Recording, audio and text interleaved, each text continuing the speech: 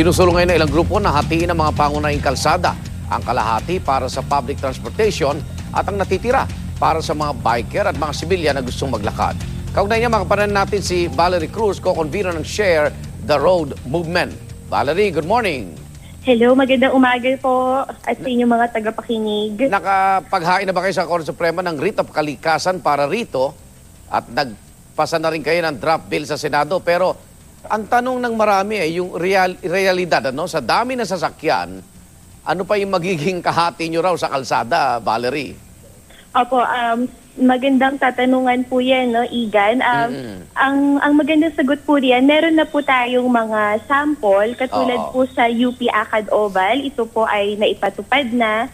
At gayon din po sa Iloilo, kung inyo pong makakapanayam si Senator Franklin Drilon, ito po ay naipatupad na rin sa Iloilo.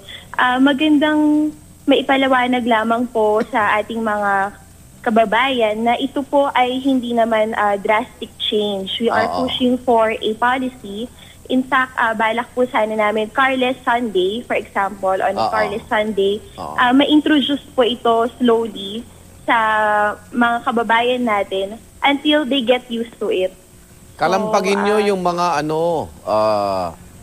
private car owner na walang garahe. Dahil yung ipinapakita sa ating mga alternate na ruta, hindi rin madaanan dahil kaliwat kanan, nakaparada yung mga either gumagana ng sasakyan o hindi na napapakinabangan, Valerie, di ba? Opo, totoo po yan.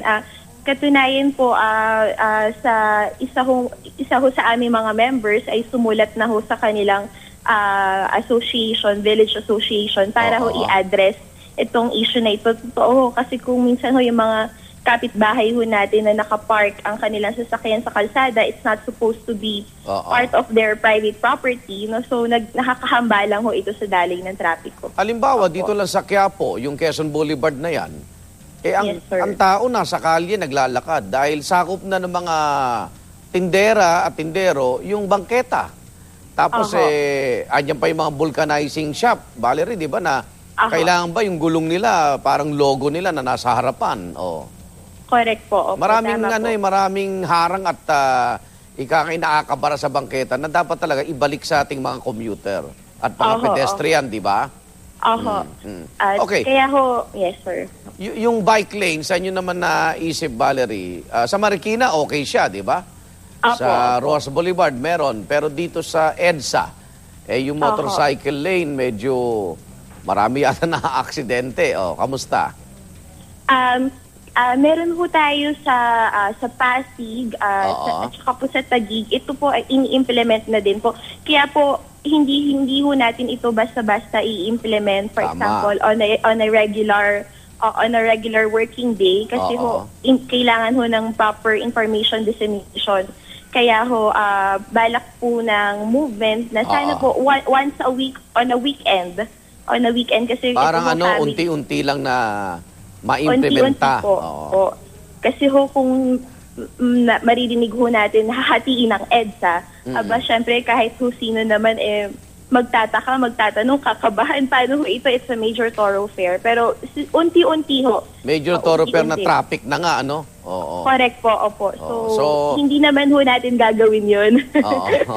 So, anong araw? Sunday, ganyan?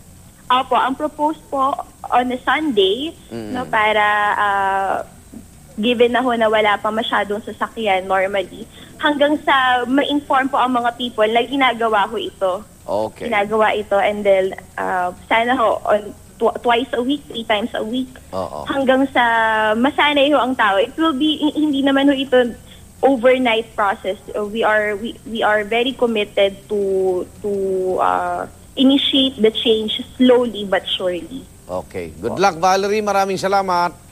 Thank you very much po. Thank you. Valerie Cruz po, co-convener ng Share the Road Movement.